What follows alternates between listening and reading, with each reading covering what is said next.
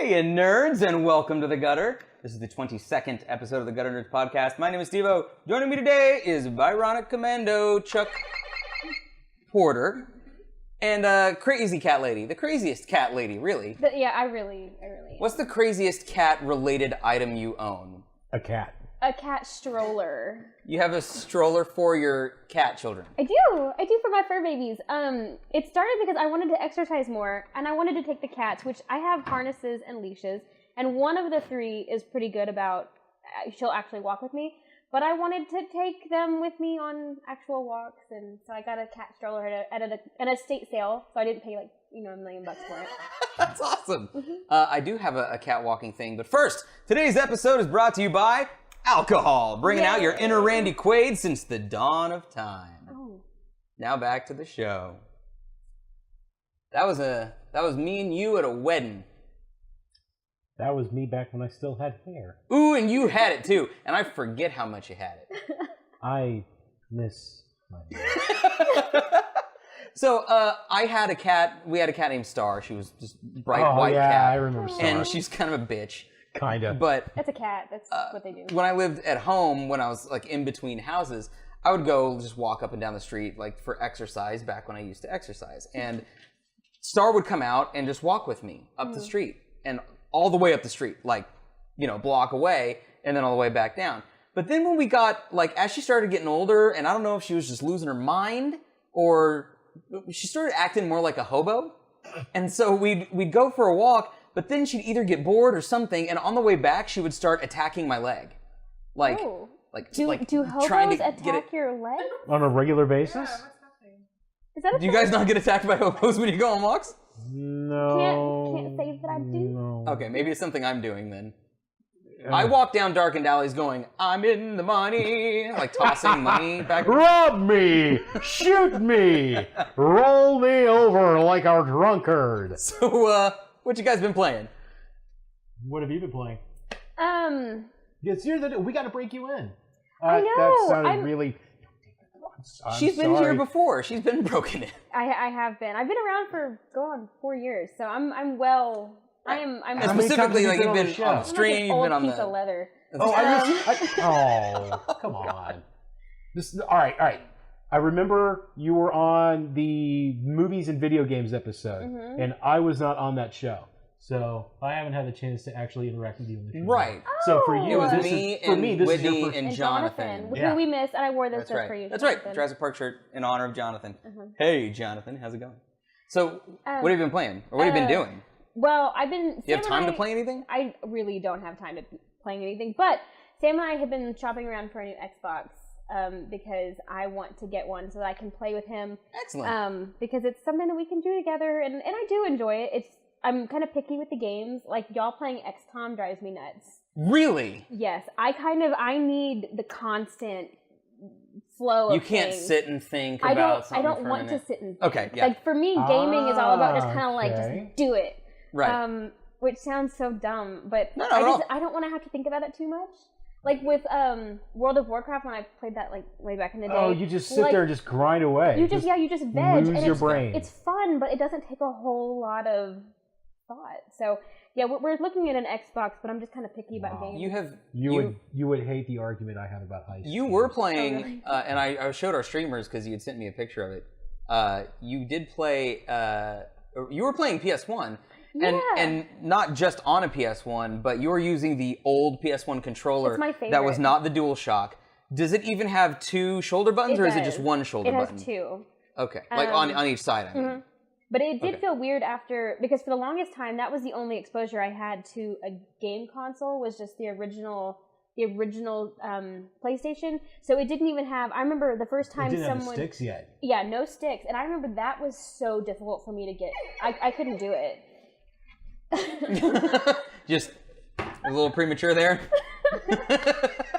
So I had to kill it. Going back to just a regular D-pad thing was really, really awkward. And we played a 007 game, and I kept getting really frustrated because strafing. I couldn't get like that. I don't know how you. I can't remember how to play first-person shooters without GoldenEye dual sticks. I remember GoldenEye. You had the C buttons, so you would move forward and turn left and right. The stick would walk you forward, and the stick would turn you. Yeah. And then you hold. It was like Resident Evil 4. You held a button and you went into find aim, and then you could move it around. And you moved it around the screen. And then strafing and looking up and down happened with the C buttons. Oh God, that's confusing. Right. I guess that was the first time that we had that console gamers had gotten their hands on a first-person shooter. Yep.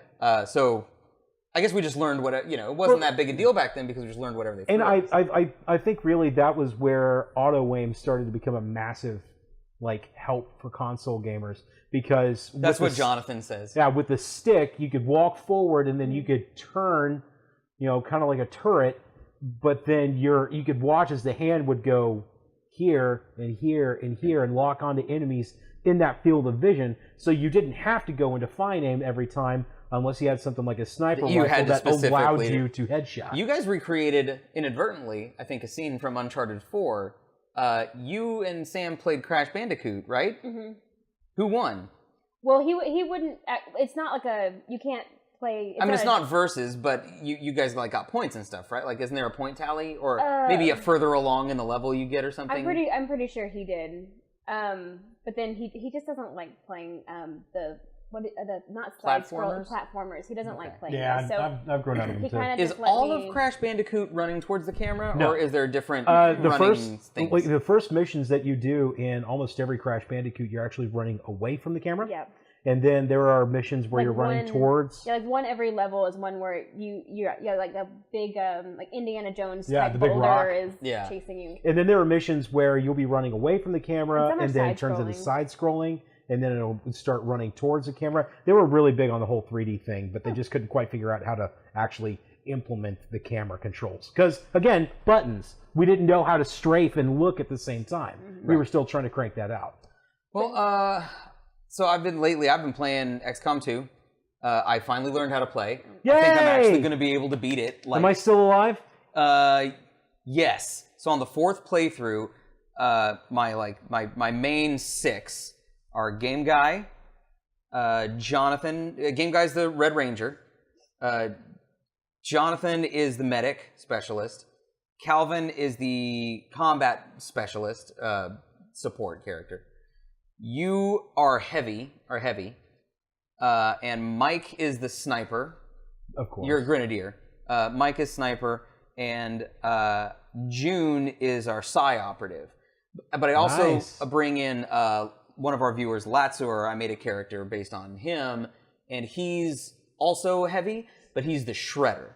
So he opens up, shreds armor, and then you follow up with explosions. Oh, so I'm the boomer. Yes. Okay. Yeah. But I finally got to the point where I actually understood. I had to spend 3 cycles of starting that game to just straight understand how it fucking worked, But that and God, we haven't done much gun running or anything yet. We need to.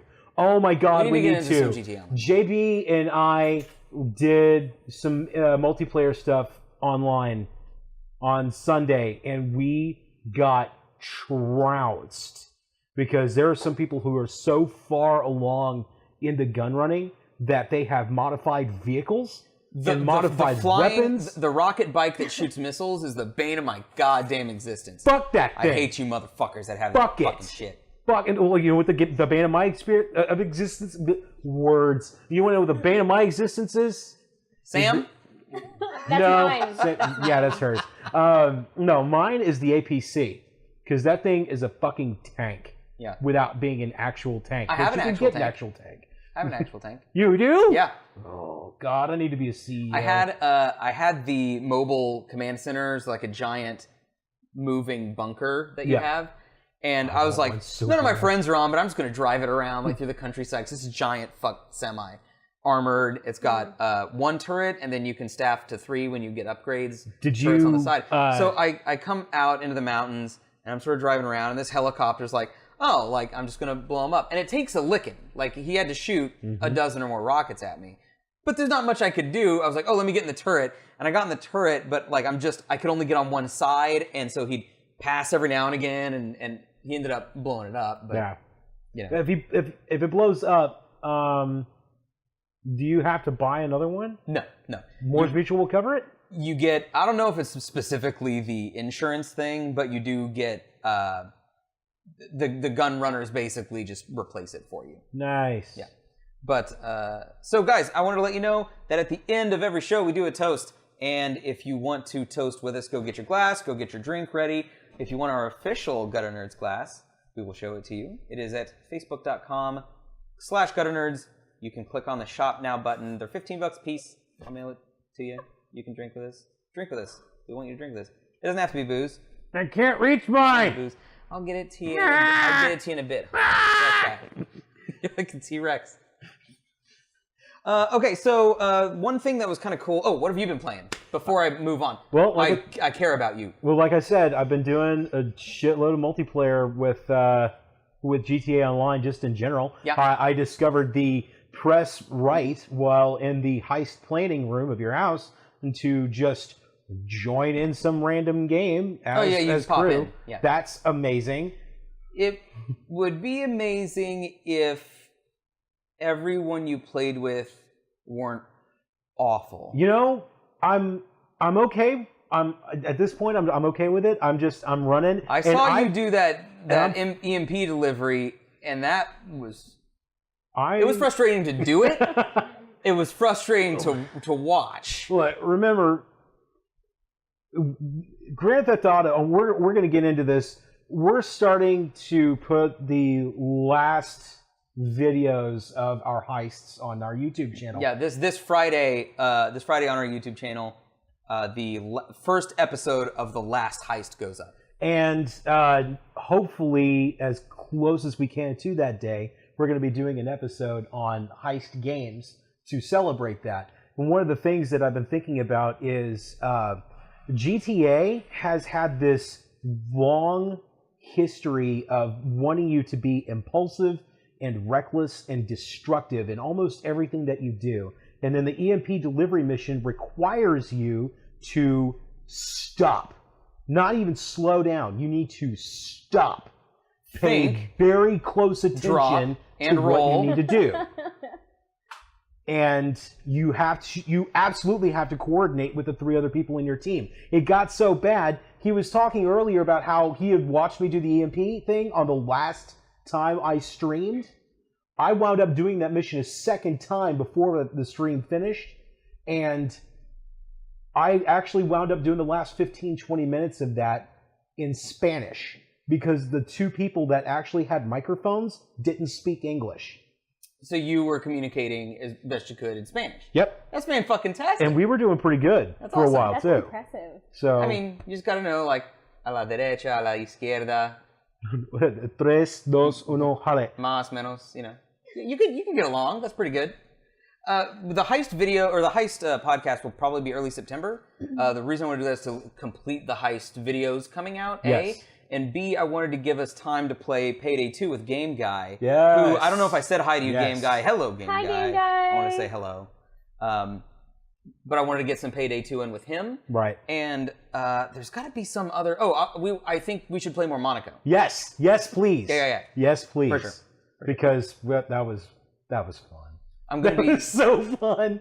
I want to bring Whitney and Sam in on some couch co-ops after the move and after we've settled and everything. Mm-hmm. I think Monaco would be a fun one because it's top down. It's sort of like old NES style graphics, and you don't. I think it's almost ColecoVision, and it's all almost like, even older than that. Yeah. So I think you'd like it. Cool. Okay.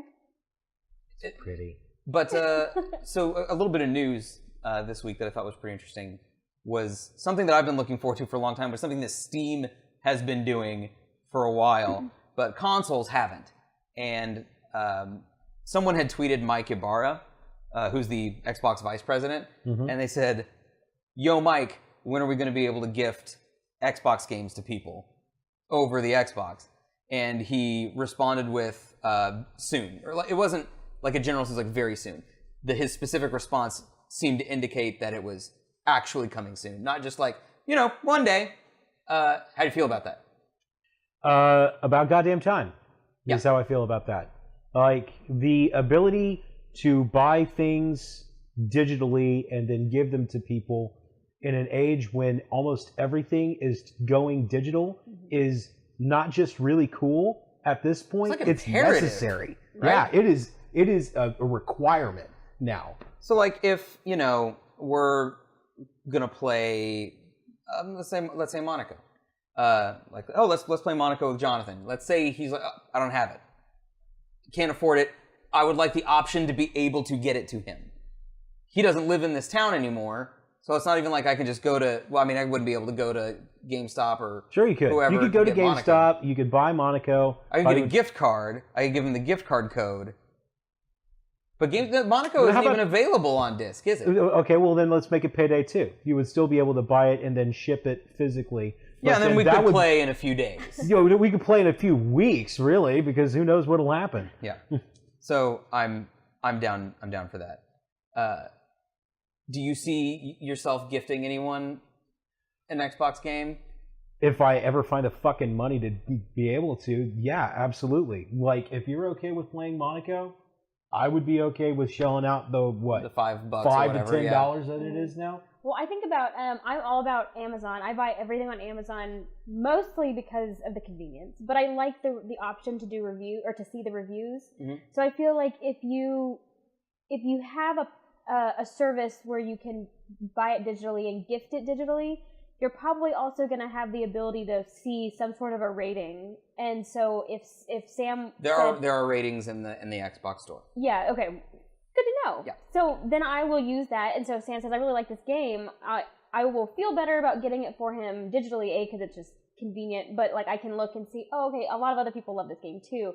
But I wouldn't want to gift him something bad. We can have and maybe this is a full show in and of itself, the digital versus physical. That is a show. That may be a whole thing in and of itself. But I will say that one of my biggest pushes for digital is sort of all for naught now. Part of the reason why I never bought used games, and this will sort of feed into our gaming on a budget topic today. When I used to almost never buy used games, and when I did, I would want them to show me the disc first. So and that you everything. Knew. So yeah, because I didn't want to get home and have it be scratched or get 70% through a game and have it hiccup somewhere. That doesn't happen anymore. Even if you go get a used game, it either installs or it doesn't. Once the install is done, and even then, most of the time, it just tells it to pull from the internet. Like, it just downloads the file. And if you're going to download from a physical file, that means that's going to be released while they're still doing, like, patches and updates. Yeah. So you will install the base, I guess you could call it, and then right before you start playing, it starts doing the updates for it, which almost defeats the purpose of downloading it from the disc. And Game Guide mentions that they do offer games through codes, and that's sort of what we've been doing with our giveaways, is if I can't go get the code for a specific game. So like let's say I wanted to, because we were doing a Halo episode, let's say I wanted to get Halo the Master Chief Collection to give away. I can try a couple places, some that we're talking about here, like G2A or something like that. But if it's not available on those specific kinds of sites, I can't just go into the Xbox store and get the 12 or 15 digit code or whatever. There's no way to do that. I can't do it from the store native for sure. Print out. Yeah. There you go. So I guess then that will sort of funnel us into topic today. And you guys in the chat as well, let us know, where do you go to buy games? Just where do you go? If you're going to go shopping for games, or with a friend, or by yourself, what are either the first place you check or like the first couple places you go?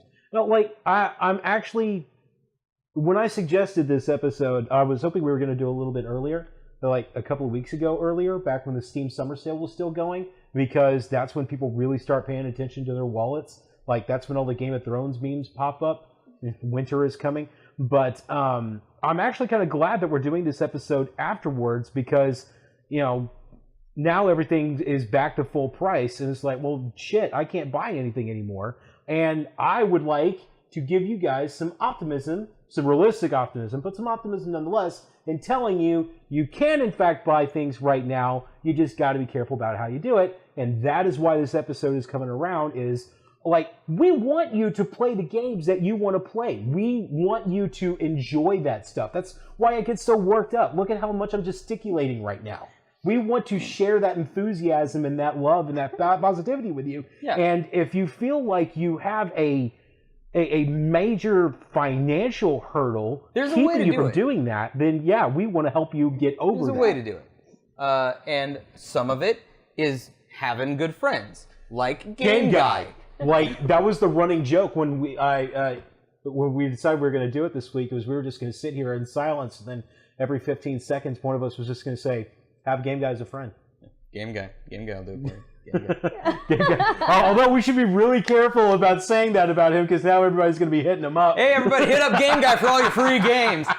Game Guy is the gamiest of guys? No, he's not the gamiest of guys. He actually showers. So, Jonathan says he tends to download it directly from the Xbox store, or he will do games with gold, and that's a good deal as well. And we can talk about those for sure. So write that down. The digital explosion, the digital marketplace explosion, has been kind of a double-edged sword for purchasing video games, because on the one hand, it's super convenient. So if you want a game, there it is. Oh yeah, we don't have to fucking go. And Sam and I will sit and shop in the living room.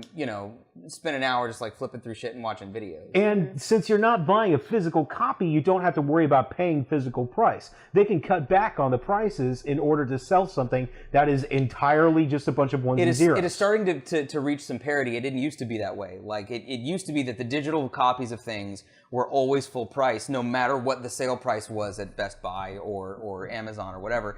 And it is starting that disparity is starting to even out. We want to jump back to my original question though. Where do you guys go? You're gonna buy games. Do you hop in the car? Do you go to a website? What do you do? It's game time. I think Sam and I gave you $60. I gave you $6. Go get a game, free game. Where are you going? Okay, come back to me on that one. You first. Okay, so I am such a budget shopper. Sam says that I shop from the please, dear God, take this from our store section.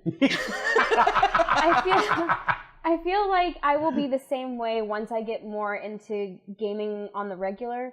That if you gave me $60, I want to get like as many games in that $60 as possible. I'm glad you and I were going in the same direction. I get the clearance idea. It's like for a lot of things, for some things I'm not. I very much want like the cool, unique sort of kind of thing to it. It's mostly unique, not so much cool, mostly unique. But there are some things where I'm just like, I just need it to fill a fucking function. If I need a salt and pepper shaker, I'll go to Target, I'll see whatever their cheapest one is, and their cheapest one could be like the shape of a slaughtered sheep. And I'd be like, sweet, it's a fucking salt shaker. What do I do? So that would be my... You're a horrible human being. So what? Yeah. So I wish you could see the look on our producer's face. Oh my God. I feel better about things when I get a good deal for it. So, but there are times like if a new game was coming out and I really, really wanted it, I would think about it and maybe wait a couple weeks and then I would buy it, full price. So where would you go then? If I was like, okay, Whitney, you just got a new Xbox One. Here's the $60 gift card, generic gift card. Mm-hmm. Where are you off to? Or either online or brick and mortar? I would probably go to someplace like GameStop just because they have a pretty wide selection, don't they, as far as like brick and mortar games? Yeah. Mm-hmm. Like, I mean, if you go to like Best Buy, they have quite a few, but they don't specialize in that, so I feel like you would have more options. You can find, yes. I would say that is probably accurate. You can find brand new mainstream titles in Best Buy. So if there is a game that everybody else is playing, like Overwatch, you gave me $60 and I wanted to play Overwatch, I'd just hop over to the big yellow price tag and go, here's my $60. You would probably go to GameStop because they've got a lot there. You prefer to brick and mortar store to going online? Just because you could. Well, I think for now I would probably, just because I'm not as. You don't know your way around like the Xbox store. Yeah, this is going to be an interesting evolution of my gaming experience because for right now I kind of want it in my hand to look at it and then do research on my own. I probably Dragonfly says movie trading company or game exchange, places like that I like.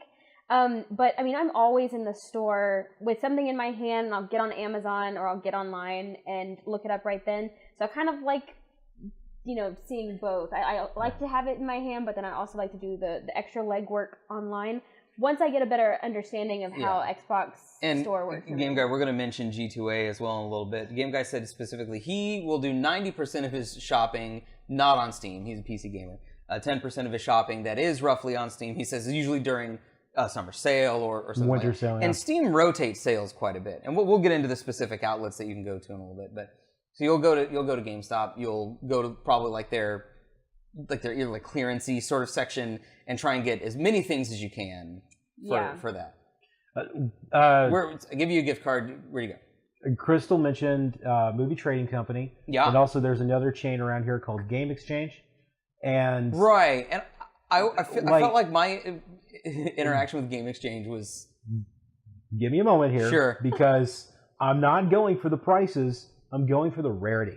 Because these places are the ones that collect the really hard to find NES and Super Nintendo games, and that's my jam. And Game Over in Fort Worth, right? Yeah, Game Over video games. Was that where we went?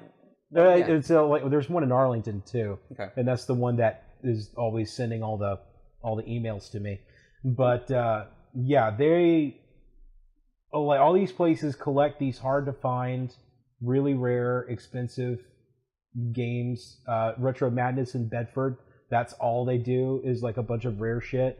That's where I went and I sold my $1,000 worth of video games. Oh, you took it to Retro Madness. Yeah, I took it to Retro Madness. About half of that Nintendo collection that I sold to them, I had been collecting over the years since when I got that NES, and then I tried to bring it to your house after you moved. Yeah. Do we ever tell you guys that story of Chuck here who went to the wrong house? I'll give you a real quick summary. Jason and I, when we lived in Denton, we lived in a house and then we moved to an apartment. We all three worked at Blockbuster, and Jason was on our Sony stream. If you go to our YouTube channel and watch our E3 Sony coverage, that's Jason. That's who we're talking about. He didn't have a beard then. He and I moved to an apartment, and Chuck calls us one day, and he's like, "Hey man, I just got this NES at like a yard sale or something." And he's like, "Is it cool if I come over, like clean it up, plug it in, test it out?" I'm like, "Yeah, we'd love for you to."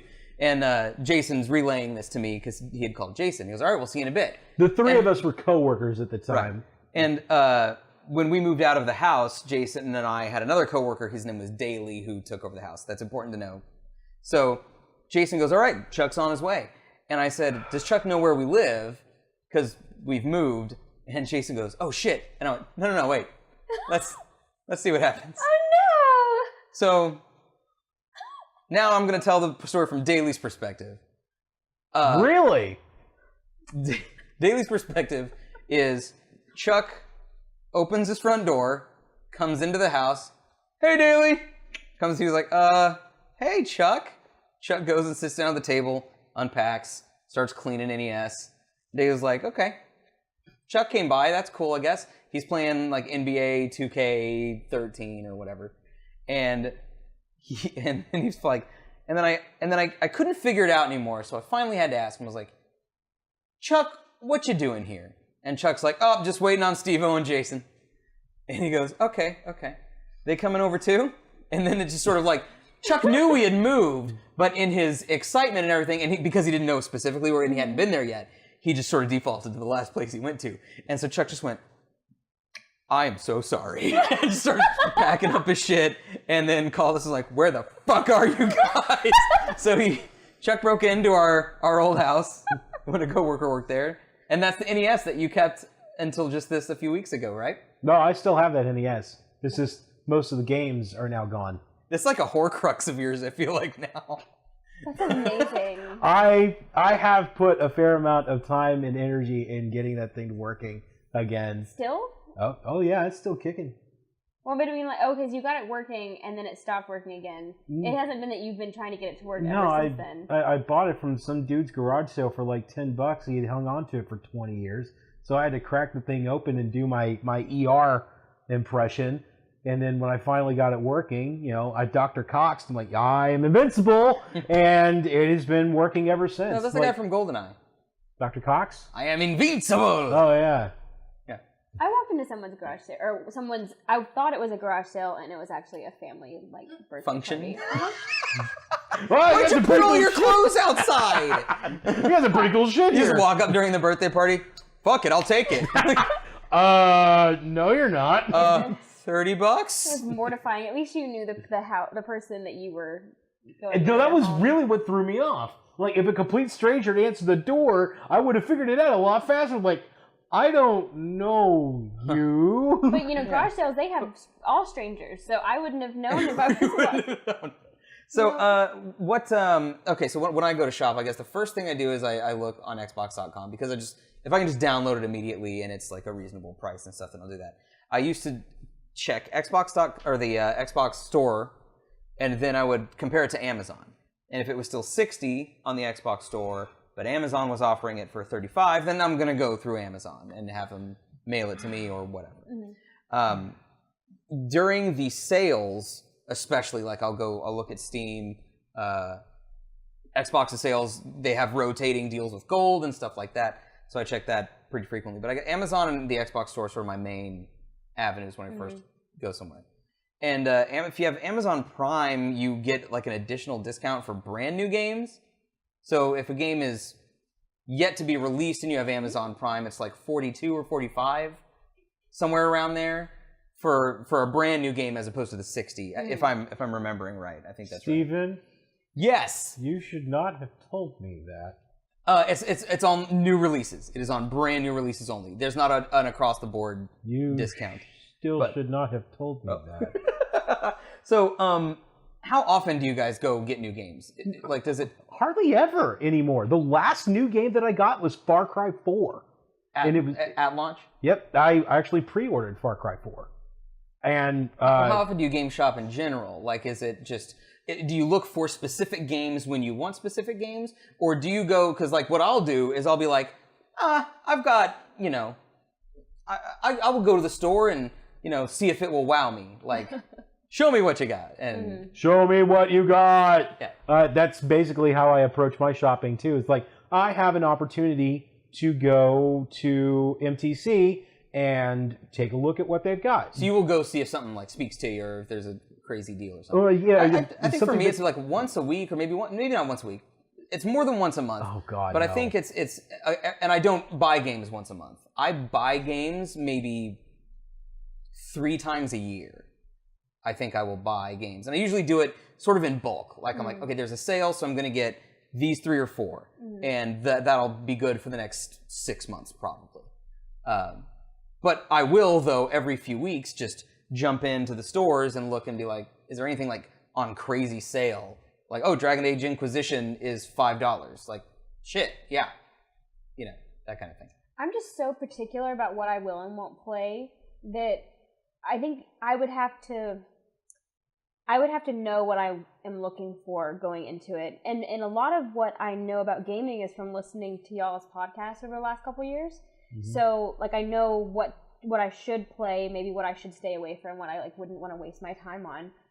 And Sam helps me a lot too because he understands more of what you find fun. Yeah, because like turn-based games, I just find to be so honestly, going in with somebody that knows your definition of fun will be so much better for you in the long run than having hundreds of people telling you piecemeal all these different ideas of games. Like, we could sit here and be we could be the Ebert and Roper of video games, and our shit could be on point with every game that we ever sit down and review.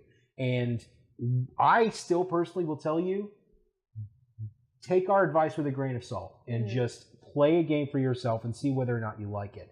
And that's a really difficult thing to do when you're on a budget because, you're basically betting on a game. And I personally try not to bet on anything less than a sure thing. So when I'm sitting here going, yeah, I'm not okay, a gambling I'll man try either. That is a load of horse shit. I'm not a gambling man. Dude, Rounders is on Amazon Prime, and I'm sitting here like, no, Rounders is on Netflix. And you can make, I should call Steven. I guess, and this is maybe a full different conversation, but if you go to a movie and you end up not liking it, you spent 2 hours of your life. But games are, multi-hour things, and we don't rent them much anymore. You can Redbox them, I guess, but it's just not. Well, because even with a regular Redbox movie, I've gotten to the point where I don't even do that because I might go and rent it, and then something happens, I'm not able to watch it. So in a game, especially, if something happens and you're not able to put enough time into it to make that rental even worth it, and you have to take it back. So you go... I guess the only time I've ever rented a movie, either digitally or Redbox or back at Blockbuster, was when my intention was to watch it immediately. Mm-hmm. And you're saying that that's not the case for you? You'll just see what Redbox has, like, oh, I wanted to see that, take it home, do some other stuff. I'll totally intend on watching it, but like I just find that things are constantly coming up. Oh. Like I'll rent it, and then my mom's like, "Hey, let's go have dinner." I'm like, "Well, okay, free food. I just rented this movie. Yeah, I'm gonna go for the free food and time with my mom. But that's important. It is.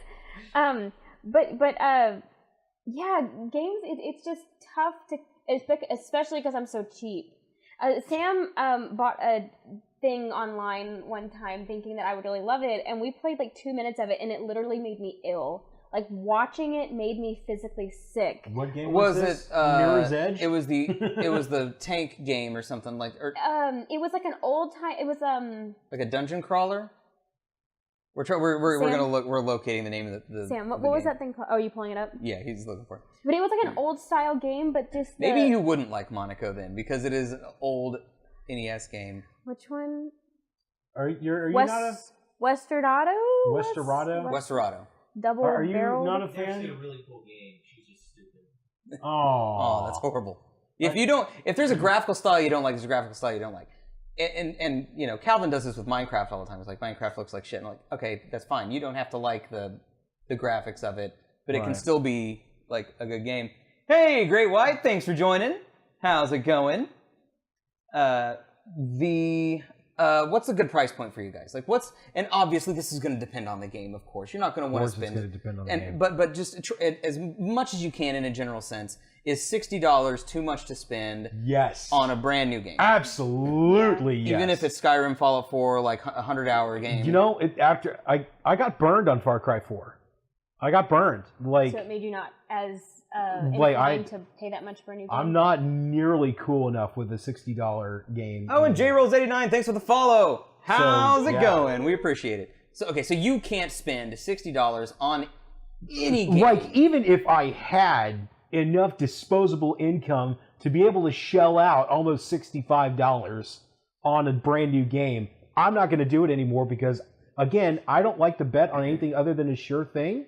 So you I need to see this game in action. You let the game come out, you watch it on YouTube, you watch it on Twitch, you'll read some reviews, you'll talk to friends, because even kind of shitty games, if we're playing them together, like, that's still a time. Well, not even that, but even shitty games, watching somebody else play them, whether or not you're actually directly taking part, you are still experiencing that game, albeit directly secondhand, you're still experiencing that game for yourself. And then you can form your own opinion based on what you have seen there. That's like, we did the episode on demos and betas a couple of weeks ago. And that was one of the key points that we made about why demos and betas still work in this day and age. Is because this gives us the opportunity to have a hands-on experience with the game. And when you're trying to save money on buying games, it really helps to know precisely what you're going into. Right. I watched probably 20 or 30 reaction videos to Two Girls, One Cup before I watched it.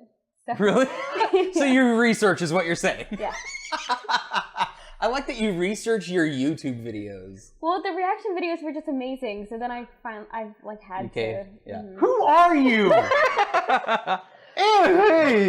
So, to me, really, pretty much any game, I'll start considering it $30 at $29.99. And Game Guy says he can't remember the last time he spent $60 on a game. I was gonna say about between $20 and $30. It's super rare. Even the series that I'm super invested in, I'm traditionally a very big Metal Gear fan, Resident Evil fan. I still now if it's over $50, my brain won't let me purchase it, no matter what. So unless something comes out. And I'm like, this is why when we stream games, we're usually streaming 1 to 3 year-old games because that's what we can afford to get. Our shit's super old. Right. This is what we already have on us. And so buying brand new games and starting them immediately is very difficult. And I'm not saying I won't do it, but it has to be I have to be so excited about it that I can't wait. The closest I can be right now for a game I'm super excited for is State of Decay 2. Like, I'm this close to pre-ordering State of Decay 2. Yeah. But the thing... Did you hear how they're doing multiplayer in State of Decay 2? How? It's similar to Dark Souls in that you have to put out a flare for help, and then someone can answer that flare to come help you. Oh, that's cool. Ooh. It's sort of, again, I think because the idea of the games is they're supposed to be, I guess, like difficult. Mm-hmm. So I don't think it's consistent co-op. Game Guy's gonna probably say something to the effect of "That sounds stupid." That sounds dumb. That sounds nailed it. But I like that. I like that idea. I don't, when it works. Game Guy. Mike and I spent way too long trying to get freaking Dark Souls 3 or whatever it was we were doing. Dark Souls 1 maybe multiplayer. Way too long just trying to get that to work. But if it works, like I like it. The Borderlands the Handsome Collection. That's like several games in. Is that? The word collection makes me think that it's several. Yeah, isn't it the entirety of Borderlands 2? J. Rolls says he got Borderlands a Handsome Collection for $60, and those are remastered, not remade, just remastered versions of Borderlands, Borderlands 2, and the pre-sequels. There's 3 in there. So I would pay $60 for that. For the same, I bought all the trilogy of the Jurassic Park series for way more than I would have ever paid for a regular. But I wanted the trilogy. You wanted it cool all together in one sort of cohesive thing. Well, then let me ask you guys this: I am seeing an uptick in collection games, like the Mega Man Legacy Collection just recently released. Even though the Mega Man Anthology came out for the PlayStation 2 and the GameCube. Rare Replay, the Master Chief Collection, the Ezio Collection for Assassin's Creed. Yeah. There are so many companies now who are like, here are multiple games from this particular series. We're going to smash them onto one disc and sell it to you for the price of a new game, so that you get X amount of games for the price of one new one. How do we feel about this? Does it feel like a cash grab for starters? In short, it does a little bit, but I don't mind it. If they're games that are previously unavailable on this generation, okay, then collect them, put them back out so I can add them to my current collection. If for some reason, especially that I've gotten rid of the old system or whatever, I try to prefer all my gaming to be in one place as much as I can. So in general, I like that idea, but I really want them to add some value to it. Like in the Master Chief Collection, they added 1, 2, 3, and 4, the Master Chief games. Mm-hmm. They had DLC that you could get ODST in it as well. But every game had multiplayer that you could play the original Halo online multiplayer, which you couldn't do in the original Halo. Wow. And every chapter had like challenges and stuff you could do, and they weren't just super overly thoughtful challenges or anything like that. But I could jump around, like, oh, let's play this mission from Halo 2, and then this mission from Halo 3, like right back to back. You can make playlists of like, we're going to do all of the end sequences of Halo, put them together in a playlist, and then we play through that as a group. That's a lot of customization. And so that kind of thing, like if you add some, you don't have to do like a whole lot more, but you got to do something. I like the Street Fighter Anniversary Collection that came out the PlayStation 2 Xbox era. Yeah. Because you got Ultra Street Fighter 2, which was the last of the old school Street Fighter 2 look, and then Street Fighter 3, which many still to this day consider to be the best 2D fighting game ever. And then it also came with the Street Fighter animated movie that was freaking badass, and it had the most mid to late 90s soundtrack ever. And JB mentions the Sonic Mega Collection was a good value. If you like Sonic. And J Rolls 89 says it's good for players who've never played the games before as well. Yes. So if I've been telling Chuck to play BioShock forever, for example, and he's played BioShock, but the BioShock collection is like now you don't have to go search for 3 games, just play this collection. You can give this, like, if you like the one game, you can play the next 2, and you don't have to go anywhere for it, and that's awesome convenience. That's pretty neat. So the next thing before we get into the specific like places and avenues that we will talk about and the pros and cons of each one, the systems themselves. Right now, the price of systems. No. Too high? Like, Oh what, my what? God. At what point? You're looking at Xbox Ones right now. What is the price point for a brand new Xbox One that you would go, like this is actually a deal. I'm comfortable with this price point. I'm comfortable with like a $200 range, but because I've seen so many packages that come with all the extra, headset things and extra controllers, like I want to make sure that I'm getting all the perks too. But I'm okay with about $200. Okay. I just like when they announced the Xbox One X, Xbox One X, Xbox Right. One X, they announced the price point at $500.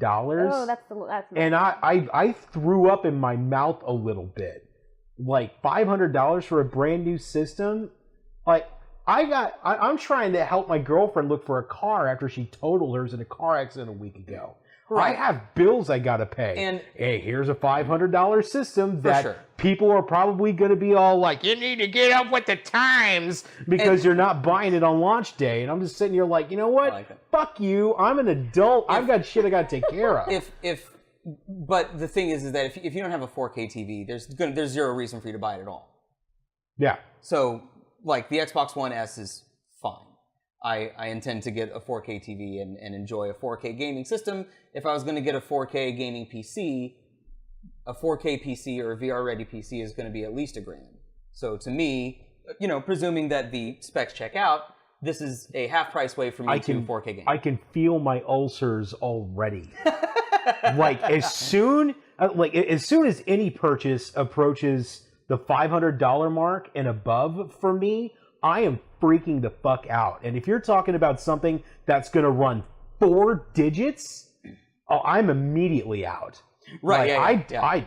I have never had that kind of money. Even non-4K gaming PCs can get up to like so Jonathan has a 1050 Ti in his PC that game guy built for him. Mm-hmm. And if you wanted to upgrade to the 1080, that's like a $600 or $700 card for a bit of an improvement, right? I just A game guy might start screaming at me here if I've misrepresented something.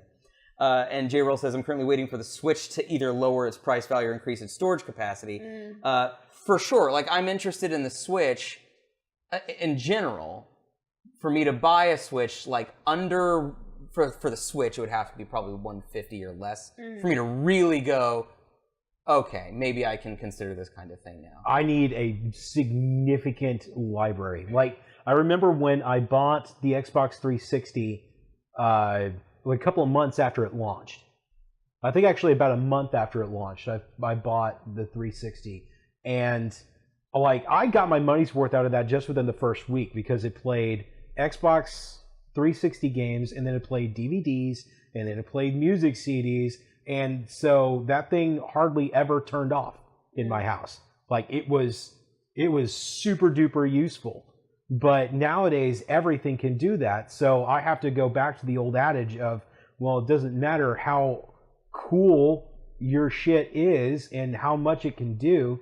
Like, if there's nothing you can do it with, I don't want to do it. You're actively wanting an Xbox. So you're saying if you saw a brand new Xbox One for $199, you'd be like, comfortable. I'm making, like, you're good with that. Yeah, but because I think about, so $200 is a lot of money. Yeah. But it would be an investment in something that would be, it's important to me because it's multifunctional, but also it's something that I could do with Sam. And Sam and I have a lot of interests that are similar, but that's something that we could really do together. We would spend a lot of time on it.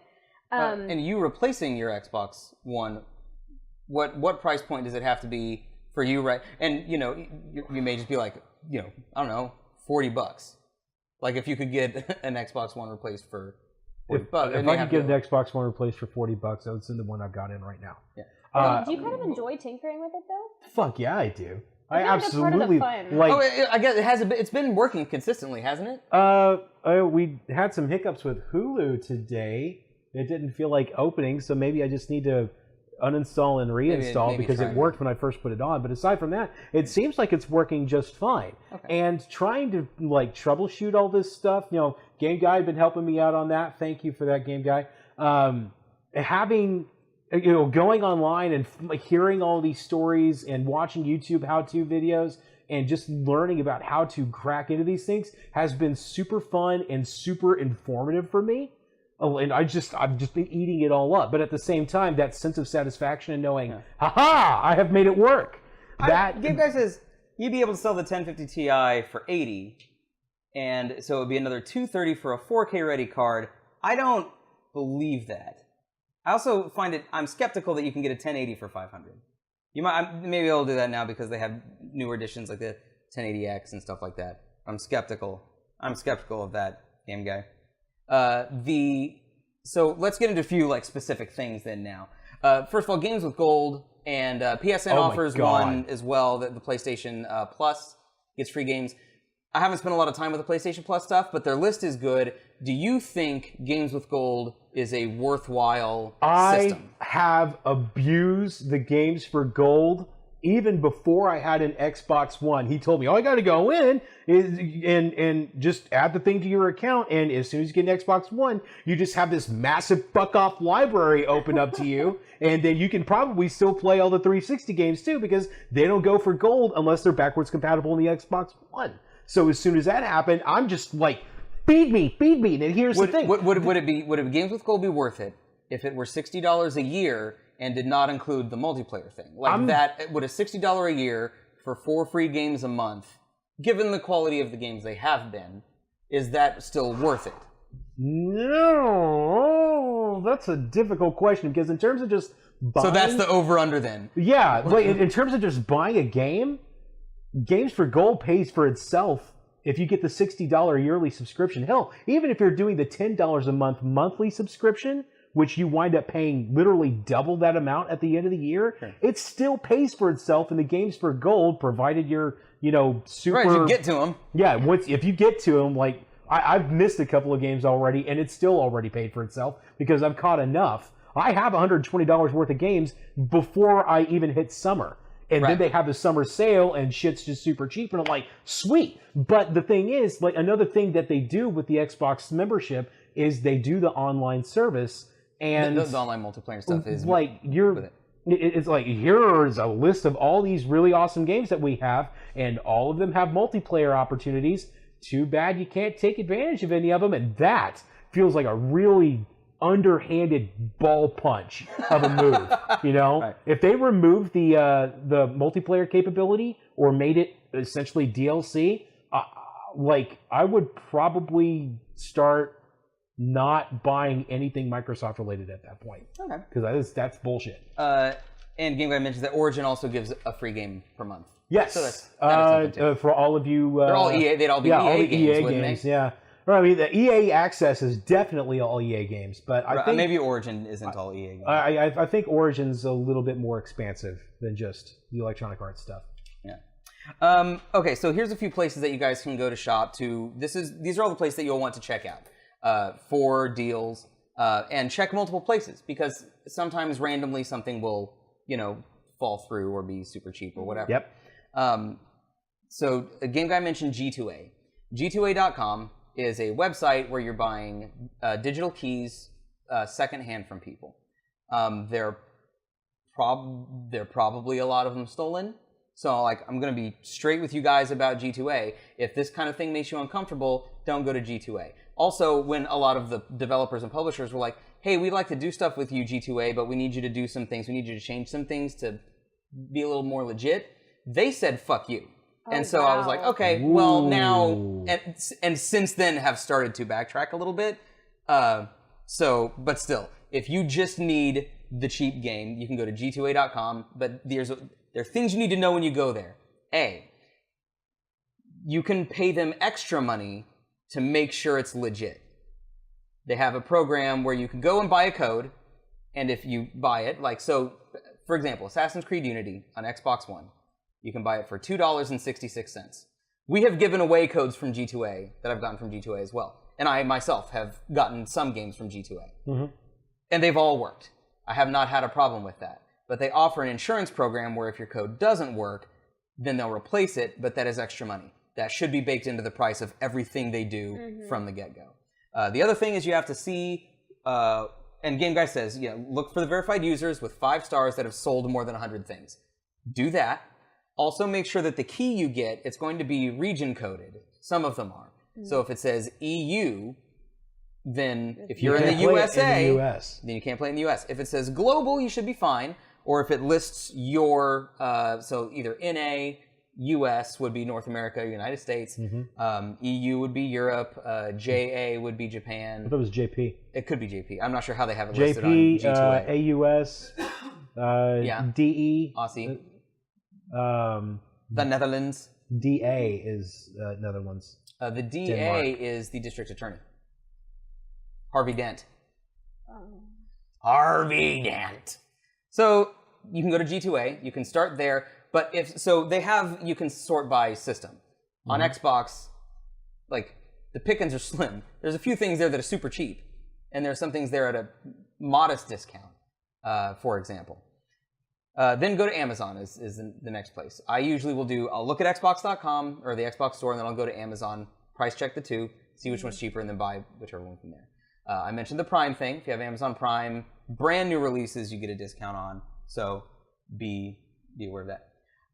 And Game Guy says he doesn't use the Shield from G2A. It was their insurance thing on games under $10. But I think they said they were going to start just insuring them all no matter what. I'm hoping that happens, but I checked today and they haven't yet. As of today, it still costs extra money to make sure you're not getting fucked, which is kind of dumb. Newegg is one place you can go. And again, software and hardware. It's hit and miss on Newegg, both for software and hardware. Double check things like Micro Center, your local shops, stuff like that. But if Newegg is running a special or has something discounted, even a lot of times they'll offer Xbox Live Gold memberships. Like a year-long Xbox Live Gold membership in Newegg for like $30 or $40. So if you can even do that, then things like games with gold become just that much better. eBay, again, hit and miss, verify, trusted sellers, that kind of thing. Actually, Game Guy has a quick story. I've had to contact a seller twice, and both times they were super helpful and straight to the point and fixed my problems. Okay, so there you go. Probably just because it's. I'm just giving you all the full warning, because if you go to G2A on my having listened to this podcast and get fucked, I just want you to know that I warned you. Disclaimer. Right. G2A is a self-professed semi-legitimate site. So gray market. The same thing with eBay. If you're buying from any person, if you're buying secondhand from someone else, it's all very close to the same thing. Just be aware, you know. And I've ordered from eBay a bunch of times. I used to buy games from eBay back before Amazon was really, I think, existed. I bought most of my games from eBay when I was in college, like my N64 games and my Xbox games, stuff like that. You can go to GameStop. They have clearances, and they do some buy two get one frees with their used stuff. And I found that like Mass Effect Andromeda was new for $29.99 last week, and that is the lowest price that I could find a console version of Mass Effect Andromeda new at the time. It was during that like 1 week or that 4th of July sale or something. You know what gets me? Mass Effect Andromeda, new copy, $30, right? Diablo 3, been out since 2012, still hasn't dropped below $40 fucking. You keep saying that, but I feel like it has. I'm sure it has, and it doesn't stay there, and they immediately jack it back up to 40. Castle Crashers. Castle Crashers has been out since the 360 launched. That was 10 years ago. Fucker's still $20. Like, what the hell? Like, guys, get it together, man. Joe-Gray933, thank you for the follow. You're awesome, and we love you. And thank you for coming by. And I said that, but we love you. You just sort of have, like, if you're not on the hunt for these things all the time, or trust that your friends will let you know. Yeah. Like, and you're really good about that. I try to let everybody know, like, you, holy shit, guys, Phantom Dust, the original Xbox One is free for Xbox One right now. Like, go get it. When I went online to get you your games with gold, I made sure to get you Phantom Dust too, because I saw you didn't have it. Yes, thank you. So the reason that I request that you avoid going to GameStop is because we call them the Crooked G, and maybe things have changed, but the way that corporate treated their employees on the ground back when I worked there was like pure trash. And so when I left, I I was like, I'm not giving them money ever, but I have since eased up on my big he and I horse. actually have two different experiences with GameStop because he worked as customer service and I work at the refurb plant. And I think we've been treated a different kind of shit during our employment. But, you know, you had this thing about the customer service rights and rules and regulations things and what they were looking for from you. And then mine is just typical warehouse bullshit. So Game Guy, Game Guy has a PC key from Battle.net for Diablo 3 for $12 if that's what you're interested in. If you're interested in playing on Xbox One with your friend Sam here, you know what? I have never played Diablo on anything else other than PC. So Sure. if you got it for $12 for the computer, hide that link, PM it to me, and I will probably take full advantage of that. Hey, Awesome Boy 123. Hope your day's awesome. Welcome.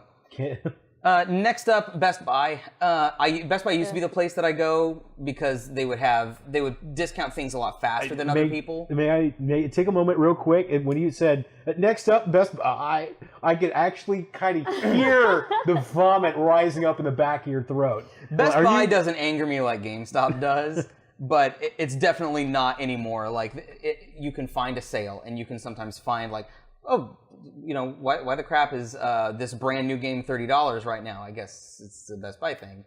They ordered too many of them and they had to discount them. Are you feeling up in Chuck's Buster? I just wanted to... TOS! TOS! I just wanted to touch the inside of it. You know, it helps if you That's what they all say to Chuck. You should have flipped it on while she had her hand in there. That would have been funnier. Well, I couldn't reach the thing with her hand. I wasn't doing it there. right. He couldn't feel it. So, you know, things got to get out of the way, and then I can reach the little thing that I can nudge with my little toggle finger, and then bing, on it goes. So definitely check PSN and your Xbox store, because there are some times where the cheapest place that I've found a game has been on those places. Mm-hmm. For example, Resident Evil 7 I've been wanting to buy since launch, and it hasn't dropped in price from $60, except during the Xbox summer sale just this last week, and it was $35. Oh, wow. And it's a good enough drop. you guys went and game searched for me at like Game Exchange and a couple other places that you went to, and you couldn't find Resident Evil 7 used for less than 45 or 50 or something. Yeah, it was still pretty expensive. It was up there. So that does happen. Same with Steam. Steam and the digital will, you have to look. You have to go in and hunt for the things that have discounted. One of the things that you can do with Steam is the wish list, where you can add your wish list on your personal site, and then Steam will send you an email telling you that games in your wish list have gone on sale, and then you can determine whether or not. Like, that's how I knew that the Steam summer sale had started, is all of a sudden I got an email, it's like, 33 games in your wish list just went on sale. Like, I only have like 35 games on my wish list altogether. Holy crap. Yeah. Some of the reports that I saw were like 72, I think, was Eric Detweiler's. Yeah. Mike, our buddy Mike, who does the Dark Souls stream with us, he had like, I think 50 plus games that had gone on sale. So yeah, during those, you know. How do you make that decision, though? I had to go to Twitter and ask people, you mean what game to buy, you mean? Yeah, like when you I went to that Twitter many... and Facebook, and I asked people, like, what game do I get? And I ended up buying 3. So there we go. People wanted to see Mass Effect Andromeda. People wanted to see Resident Evil 7, and Jonathan and I wanted to start playing Wildlands, so I got all 3 of those.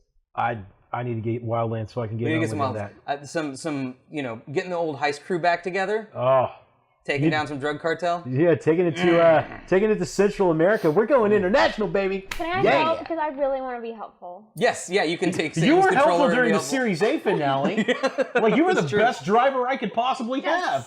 As opposed to Maniac back there. Another thing to check is the Humble Bundle. HumbleBundle.com. Oh, yeah. When they bundle their games, the great thing about that is you pay what you want. And they have tiers where pay what you want for this bundle. If you beat the average, then you get these bonus games. Or if you pay more than 20, you get these games. It's and now. If you pay more than the average, you get additional games. You get all the tiers. Right. Yeah.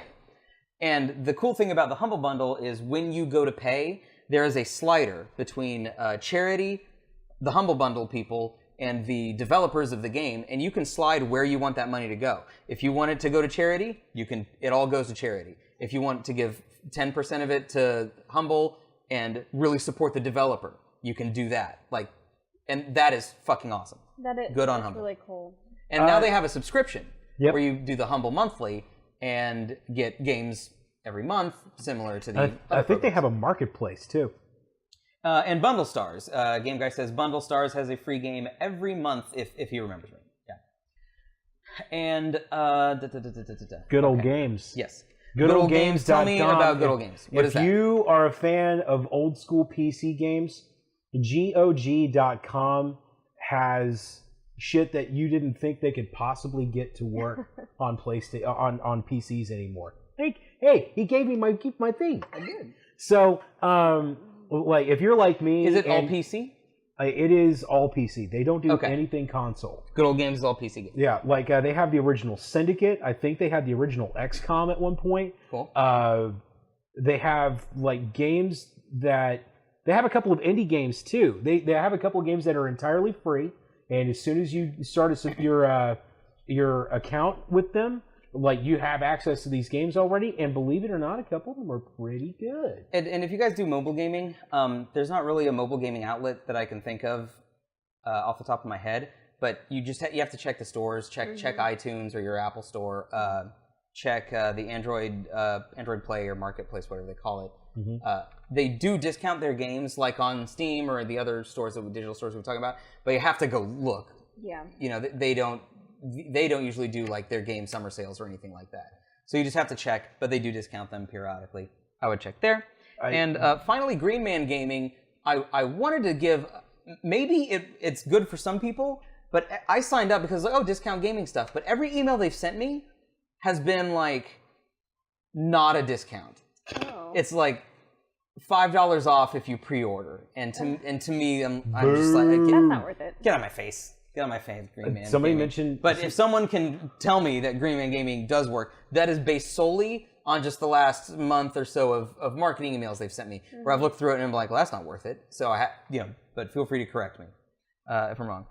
And so I guess finally, what would be? Do you prefer going to brick and mortar or digital? When you're shopping, not in terms of the media, like not in terms of you wanting the game on disc or digital, but just the shopping experience itself. Do you like sitting in your big fluffy chair and flipping through and see what they got and watching videos on them? Or do you like to go and like talk to someone and like read the backs of boxes and stuff like that? It depends on what I'm looking for. Like, if I just want to see what's out there, I will go digital first every time. But when I get the opportunity to go someplace that's got one of those rare game shelves, like walking in there and like, holy shit, this game is, they have this thing, and how much are they selling it for? $120? No, never mind. Not even being able to buy it, but just looking at it and knowing that it physically exists. Right. Like that's a rush to me.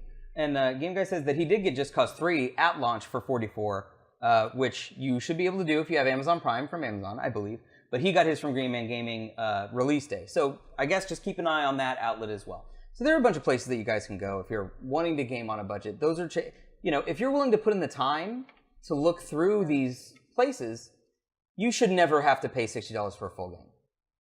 You should never have to do that. Do you hear us, developers? You should never have to pay $60 for a full game anymore. Keep in mind that, games back on the Super NES and Genesis were upwards of 70 and stuff. So during the GameCube, PS2, Xbox era, they were 50. Mm-hmm.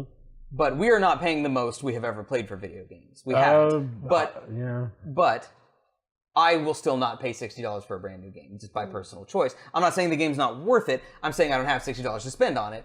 Precisely. And if you don't either, you can go to these places we mentioned too. You will never have to spend $60 on a game ever. We will say, like, if you weren't watching during the pre-stream, we had a really good conversation about prioritizing.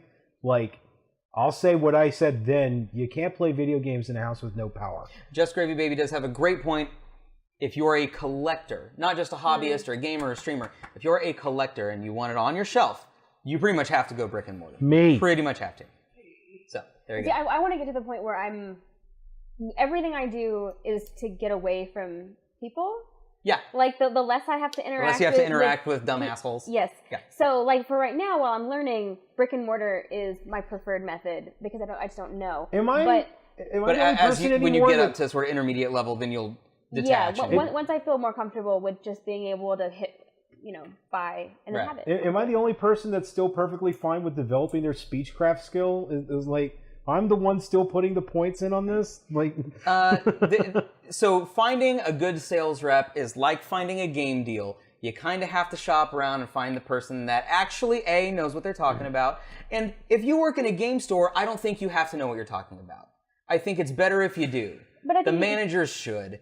But you have a job. You're trying to work.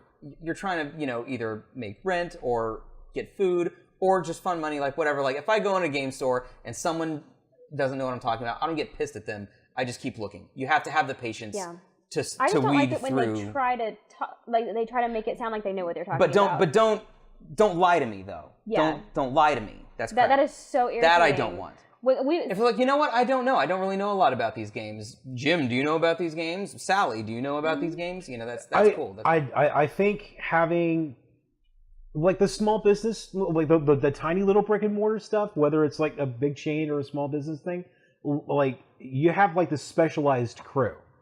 It turns like into like any kind of heist crew. You've got this dude knows all the Xbox stuff. This dude knows all the PlayStation stuff. quick keystroke hit. Game guy said, "Good night, guys. See you, game guy." Bye, game guys. Okay. No. Technical difficulties. Joking. Please stand by. It happens. I've done it myself. I've just thrown up random shit like, oh fuck that. The last karaoke episode that I did. Yeah. I spoiled everything for everyone. Oh yeah. Yeah. Right. Okay, so the last thing that we do, we hope that was helpful for you guys. And Whitney, also thank you for coming on this evening. Yes. Always a pleasure. At the end of each night, we do a toast. And so these are our little Gutter Nerds glasses right here. Are we Once again, if you want to, we are. That's the final thing we do before we go. If you want to see what our glass looks like, we'll pull it up for you right here. There's a close-up of it. It's $15. Again, it's in our Facebook store, facebook.com/gutternerds. You'll be supporting us directly, and then you can use these here. There's no slider. I can't You can't determine. It all goes to paying back the fucking glasses. Really is what it goes to. But if you guys want to toast with me, you can. If you want to toast to individual things, you can. My toast this week is to our producer in training, Sarah. Yay! Who runs the board. She's been learning OBS. She's been giving notes on the podcast. She's been giving notes on the streams. She's been extremely helpful and is also the love of my life. Aww. And her birthday is on Friday. Wait, can I borrow that for a second? Oh, come on! Her birthday is on Friday, so my toast. God, I can feel the tacos. Is to Sarah. Do you guys have individual toasts, or what? I'm okay with toasting to Sarah. I'm to Sarah and to Sam. His birthday's on Wednesday, so I was gonna do a quick birthday shout out. So yay, July birthdays! My dad's birthday's today. Sam's Wednesday, Friday. Good week to be born. Well, the important one's Friday, so to Sarah. To Sarah! I'm sorry, what was that? That was water. It went down my air tube. Maybe it was the mouse. Oh, it was mouse pee that was in it. Oh! Jonathan yells, "That's my cousin." You son of a bitch. That's right, just Gravy Baby's cousin. Now you know all the links. So the last thing we do before we call it a night is we go to the fan can. We draw randomly selected questions that you all have asked us when we're at events or through Twitter. If you want to add a random question to the fan can, tweet us at GutterNerds using the hashtag FanCan, and we'll add it and draw it. And at the end of each episode, we will ask a question. So this. Oh shit! Okay. Here we go. This is a question for everybody. Of course. Why do you think Sam is such a dick? And dick is in capital letters. Sarah, can you bring up the Steven camera real quick? There we go. See that? Whose handwriting is that? That looks familiar. Looks. It may be someone in this room. It's from inside the house. Dun, dun, dun. But why do you think Sam is such a dick? Tell me. It probably has something to do with his childhood. Mm-hmm. You think? He lived in Germany for 6 years. Germans are dicks. Germans are dicks, and I think maybe he just ate too much of the sauerkraut and sausage. And Oh, he's just a sour man. Yeah. Racist. Right? I mean, Chuck? Germans aren't like known for being warm and cuddly, so. I think the reason why Sam is a dick is because he's been hanging around me too much, and I annoy the ever-loving shit out of him. And I have since the first day I met him. Stealing his food. No. More than stealing his food. So, here's another fun story. We went to Movie Tavern. Not a whole lot of people have those, so, restaurant movie stuff. And the one that Like we an went Alamo to, Draft House. It's dinner and a movie. Yeah, and the one that we went to had plenty of space for the waiter to walk in front, like behind the table, so that they didn't have to walk through the seats. And so when we were going to go see a movie, I showed up late. Sam had a basket of onion rings. That they were cooling on the windowsill. They were cooling on the windowsill. I walked up in front of everybody to make Hi, my sure name's Chuck. Hi, my name's Chuck. Hi, my name's Chuck. And he gets to Sam and he goes, "Hi, my name's Chuck. Ooh, onion rings." Grabs a handful. like the claw machine at the Denny's, just Can't make it up. right, whole thing. And Sam goes, "What the fuck?" And then Chuck goes, "Oh, I'm sorry." Puts them back, and Sam goes, "Ah!" Because Sam is so particular about that kind of About stuff. people touch. I mean, put his hands all over his food. And that has basically been the gist of our entire relationship for So the past. what you're saying 10 is years Sam's now? a dick because of you. Yes, Sam is a Okay. dick because of me. But I love that JB's saying Sam makes his psychiatrist cry, and Game Guy said Sam's psychiatrist needs a psychiatrist. You know what? If you're going to put it like that, I'm saying that my relationship with Sam is similar to that movie, What About Bob? With Same Richard Dreyfuss and Yeah. What About Bob? and I'm Bill Murray. I'm sailing! I'm sailing! Wow, that's really astute, Chuck. So I didn't think we'd have much to talk about, but here we are going 15 minutes overtime. The reason I think Sam is a dick is because we idolized a dick in high school. We didn't hang out with like a bad crowd in high school or anything like that, but our high school group had more than one like asshole in it. And we were like, this is the way you treat people. And it took a long time to sort of unravel that. But y'all have grown out of it. And Sam has not. No, we've grown out of it, Chuck. We've grown out of it. Thanks for coming by, guys. Next week on the Sam Bash stream, we're going to be talking about interpersonal relationships in video games. Characters, and this was suggested to us by Morgan Wagnon from Hangar 13. She's the junior mission designer on Mafia 3, and she suggested that we do interpersonal relationships, talking about how the characters have, the ones that are believable in games, characters that actually seem like characters that they relate to each other in a real world, and the ones that mean a lot to us. We'll probably talk a bit about The Last of Us. So if you're not, well, I won't give a spoiler alert for Last of Us yet. We may not talk about the ending, but I bet we will. Hey, Jordan! And we bashed on Sam for like 10 minutes straight, so he gets to shout out. That's fair. Yeah, so join us next week. Question. If what? He asked for it. He It was asked a his good own question. That's true. We'll be back next week again at 9 p.m. Central is when we're going to talk when we will talk about our interpersonal relationships topic. Man, all the words just went right out of my head. Follow us on Instagram, Twitter, YouTube, and Facebook. Guys, if you haven't yet, follow us at the bottom of the screen. You can also subscribe. Our latest subscribers at the bottom.